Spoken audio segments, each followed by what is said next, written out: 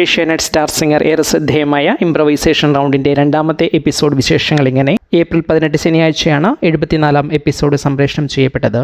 Convent സ്കൂളിനാണ് toss ലഭിച്ചത്. എന്നാൽ ഗുരുകുലത്തെ പാടാൻ അയക്കുകയായിരുന്നു കോൺവെൻറ്റ് സ്കൂൾ ചെയ്തത്. 5 പേരുടെ പെർഫോമൻസുകൾ കഴിഞ്ഞ എപ്പിസോഡിൽ പൂർത്തിയായിരുന്നു. ഇനി ബാക്കിയുള്ളത് ഗുരുകുലത്തിലെ 3ഉം കോൺവെൻറ്റിലെ 2ഉം പെർഫോമൻസുകളാണ്. ഗുരുകുലത്തിന് ഈ എപ്പിസോഡിൽ ഒരു ഗോൾഡൻ സ്റ്റാർ പെർഫോമൻസ് കാഴ്ചവെക്കാൻ കഴിഞ്ഞു. അർജുൻ കേസിയുടെ പെർഫോമൻസാണ് 100 മാർക്ക് നേടി ഗോൾഡൻ സ്റ്റാർ നേടിയത്.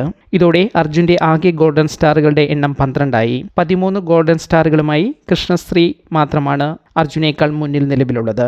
ഗുരുകുലത്തിൻ്റെ മറ്റ് 2 പെർഫോമൻസുകൾ ഇങ്ങനെ.